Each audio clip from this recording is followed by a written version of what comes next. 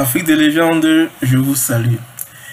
Alors, bienvenue à cette autre conférence, cette fois-ci consacrée au renouvellement du mandat de la MONUSCO, mission de l'Organisation des Nations Unies pour la stabilité au Congo. Voilà. Eh bien, nous avons appris ce 9 décembre 2024 que le Conseil de sécurité des Nations Unies s'était réuni pour examiner la question de la MONUSCO. Il en ressort que le mandat de la MONUSCO a été, n'est-ce pas, renouvelé pour une année supplémentaire. Voilà. Eh bien, pour ce qui est de cette courte conférence, nous voulons élaborer notre propos en 4 points. Nous allons d'abord essayer de comprendre c'est quoi l'ONU, les missions de l'ONU, et surtout essayer de comprendre les fameuses missions de maintien de la paix des Nations Unies. Ensuite, nous allons faire un zoom sur la MONUSCO. C'est quoi la MONUSCO et c'est quoi sa mission? En troisième partie, nous allons expliquer pourquoi les missions de maintien de paix des Nations Unies n'ont jamais résolu aucun problème dans le monde entier. Et enfin, nous allons faire des recommandations de sortie de crise pour la RDC. Eh bien, si ce programme vous plaît, nous vous exhortons d'ores et déjà de partager et rester scotché jusqu'à la fin de notre programme. Voilà, sans plus tarder, on entre en besogne. Eh bien, après une visite rapide sur le site officiel des Nations Unies, on constate que l'ONU officiellement a 5 missions. Maintenir la paix et la sécurité internationale, protéger les droits de l'homme, fournir de l'aide humanitaire, promouvoir le développement durable et garantir le droit international. Je ne sais pas trop c'est quoi le droit international, mais continuons. Et pour bien mener ce programme, l'ONU utilise plus souvent les fameuses missions de maintien de la paix. Et présentement sur le continent africain, on en dénombre 5 missions des Nations Unies pour le maintien de la paix. Il y a la MONUSCO, qui est la fameuse mission de l'Organisation des Nations Unies pour la stabilité du Congo. Il y a la MINUSCA, qui est mission des Nations Unies pour la sécurité en Centrafrique. Il y a la MINUS, qui est la sécurité du côté du South Soudan, le Soudan du Sud. Il y a la FISNUA. La FISNUA, c'est la Force intérimaire de sécurité des Nations Unies pour la BI. La BI, c'est cette région frontalière entre le Soudan et le Soudan du Sud. Vous savez que le Soudan a été divisé en deux. Il y a le Soudan, capitale Khartoum, il y a le Soudan du Sud, capitale Djouba. Et le moins qu'on puisse dire ici, c'est que cette mission de maintien de la paix des Nations Unies a favorisé, n'est-ce pas, la division du Soudan. Et la dernière force de l'ONU en Afrique, c'est la MINURSO. La MINURSO, c'est l'organisation, c'est la mission des Nations Unies en charge de l'organisation du référendum dans le Sahara occidental. Le Sahara occidental, c'est cette région du Maghreb, frontalier avec la Mauritanie, le Maroc et l'Algérie. Région qui est jusqu'à nos jours discutée et réclamée, revendiquée par l'Algérie et le Maroc. Voilà. Et au-delà de l'Afrique, on a aussi d'autres missions telles que la FINUL au niveau du Liban et la MINUC au niveau du Kosovo. Voilà. Eh bien, je crois qu'on a fait le tableau, on a planté le décor concernant les missions de l'ONU et on a aussi cité les missions de maintien de la paix. Il en ressort tout simplement que ces missions de maintien de la paix sont majoritairement présentes en Afrique et au Moyen-Orient. On est en droit de se demander, il y a la guerre en Ukraine. Pourquoi n'envoie-t-on pas une mission des Nations Unies pour maintenir la paix de ce côté? Présentement, il y a une guerre entre Israël et la Palestine. Pourquoi est-ce qu'il n'y a plus une mission des Nations Unies présente là-bas?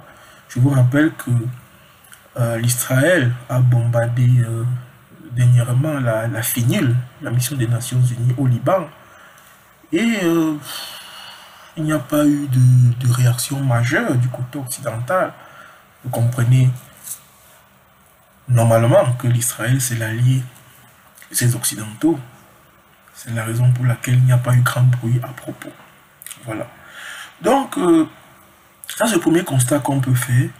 Les missions des Nations Unies sont destinées toujours à l'Afrique et au Moyen-Orient. C'est dans la même logique que la CPI, la Cour pénale internationale, ne juge que principalement les Africains. Voilà. Donc, déjà là, il y a un deux poids, deux mesures. Voilà. Venons maintenant sur le cas de la MONUSCO. La MONUSCO qui est la mission de l'Organisation des Nations Unies pour la stabilité du Congo. Eh bien, pour planter le décor, cette mission est présente au Congo depuis 25 ans. Ça veut dire l'arrivée de la MONUSCO remonte à 1999 pendant le mandat du président Joseph Laurent Désiré Kabila, n'est-ce pas? Laurent Désiré Kabila qui a, n'est-ce pas, pris le pouvoir, qui avait fait un push au fameux Mobutu. Voilà.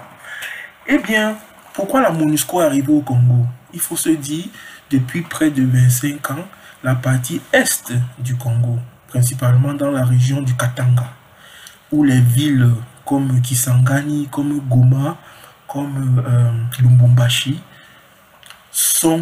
ont toujours été le théâtre d'insécurité et de confrontation. Pour la simple raison que cette région du monde regorge des ressources naturelles faramineuses. Ce qui fait le Congo est victime de sa propre richesse. Donc, les Occidentaux ont juré que cette partie du monde n'aura jamais la paix. Parce qu'il faut maintenir un chaos permanent pour pouvoir, n'est-ce pas, pomper les ressources naturelles, les ressources minières à volonté. C'est ainsi que le M23, soutenu et financé par le président rwandais Paul Kagame et le président ougandais Museveni, ont toujours été à la manœuvre, ont toujours été activés par les puissances occidentales pour maintenir cette région de l'Est du Congo en pagaille jusqu'à nos jours. Donc la MONUSCO a pour rôle de stabiliser cette région. Mais fort est de constater qu'après 25 ans, les conflits vont de mal en pire. Il n'y a aucune paix de ce côté. Donc on est en droit de se demander pourquoi est-ce que le président actuel du Congo, Félix Tshisekedi, permet, n'est-ce pas, un renouvellement de cette mission. Eh bien, vous l'avez bien compris, les missions de maintien de paix des Nations Unies n'ont jamais, et bien alors au grand jamais résolu un conflit dans le monde entier. On se rappelle de la MINUSMA qui, n'est-ce pas, est venue, a fait près de 10 années au Mali et a été remerciée l'année dernière en 2023 par le régime panafricain d'Assimi Goïta. Cette mission qui, en 10 ans, en plus de 10 ans, n'a jamais pu stabiliser le Mali. Au contraire, après l'arrivée de la MINUSMA, le terrorisme s'est métastasé dans tout le Mali. Le terrorisme qui était d'abord concentré au nord, avec plus de centre et plus de 80% du territoire du Mali. Avec la MINUSMA présente là. Donc, Monsieur Félix Tshisekedi est un président africain qui croit toujours à la politique du en même temps. À la politique selon laquelle il faudrait poursuivre 2 livres à la fois. À la politique selon laquelle il faut s'asseoir sur 2 chaises en même temps. Il veut être avec les Occidentaux et en même temps, il veut être avec les BRICS.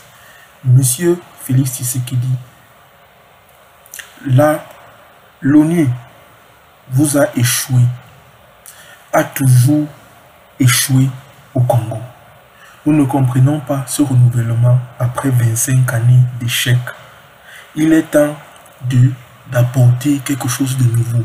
Le peuple congolais dans son ensemble réclame la diversité des partenaires, notamment en se tournant vers la Russie, la Chine et les pays des BRICS. Nous avons vu dernièrement le président Bachar al-Assad tomber, justement parce qu'il voulait, n'est-ce pas, entretenir cette politique du en même temps. Être avec les Occidentaux et être avec les BRICS en même temps. Et nous avons démontré, nous vous référons à notre vidéo consacrée à la chute de Bachar al-Assad, nous avons montré qu'en ce 2024, en cette année 2024, et du verso, il n'est plus possible de suivre deux lèvres à la fois. Il faut vous ranger. Soit vous êtes avec les Occidentaux et vous acceptez qu'il y a le chaos, qu'il y aura toujours l'insécurité à l'est du Congo, ou alors vous changez de partenaire de façon radicale. On ne peut pas combattre le terrorisme en s'appuyant sur les gens qui ont amené ce terrorisme. Parce qu'aujourd'hui, tous les archives montrent que le terrorisme est financé et entretenu par l'OTAN pour, n'est-ce pas, créer des zones d'instabilité dans le monde un peu partout en vue de garder une même mise sur les ressources tant naturelles que minières. Voilà. Monsieur Tshisekedi connaît ça très bien. Eh bien, on le voit souvent à Moscou, on le voit en France, on ne sait pas à quel jeu il joue. Au dernier sommet de la francophonie, il a été humilié par le président Macron, justement parce qu'il n'a pas, monsieur Macron n'a pas pu reconnaître qu'il y a une guerre au Congo. Il a reconnu la guerre en Ukraine et en Israël, mais il a ignoré celle du Congo. Ce qui a poussé le président Tshisekedi à quitter le sommet, prendre son avion, rentrer à Kinshasa avant la fin du sommet. Dans cette même logique, nous voulons, n'est-ce pas, sonner une alerte rouge au président Touadéra en Centrafrique qui fait la même politique. Aujourd'hui, la Centrafrique a été sauvée, le régime centrafricain a été sauvé par la Russie. Mais on ne comprend pas ce que fait encore la MINUSCA en Centrafrique. Tous les rapports et les archives ont montré que les soldats de la MINUSCA en Centrafrique sont coupables de viol sur les femmes, sont coupables de vol, de trafic de tout genre.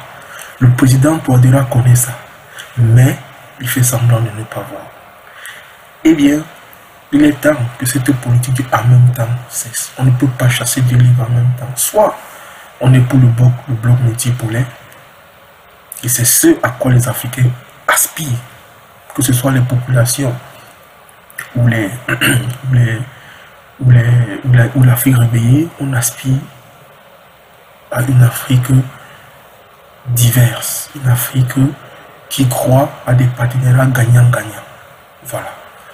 Soit vous rangez du niveau du bloc multipolaire, soit vous continuez avec la colonisation, la néocolonisation dans le bloc unipolaire soumis aux Occidentaux qui pompent vos ressources à volonté avec des contrats lyonnais, avec des contrats de gré à gré. Voilà, donc il faut vous clarifier.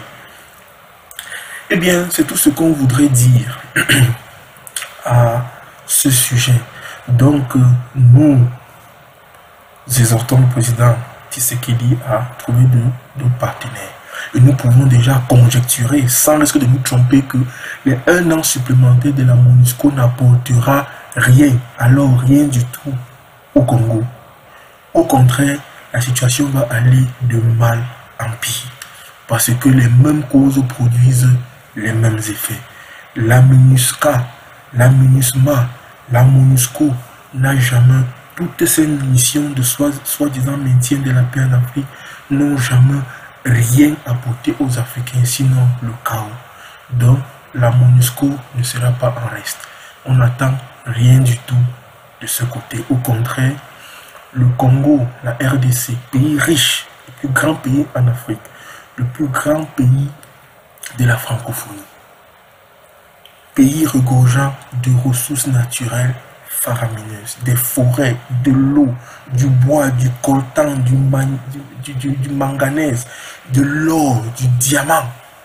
Un pays qui a tout, mais qui est toujours dans le sous-développement. Les Congolais doivent changer de partenaire stratégique et suivre l'exemple du Mali, développer, n'est-ce pas, leur armée en se basant bien évidemment sur les puissances des BRICS. Développer leur armée locale pour lutter soi-même contre le terrorisme. Aucune puissance étrangère, aucune mission des Nations Unies va venir se sacrifier pour les Africains. C'est aux Africains de se libérer. Maïbouye et Africa.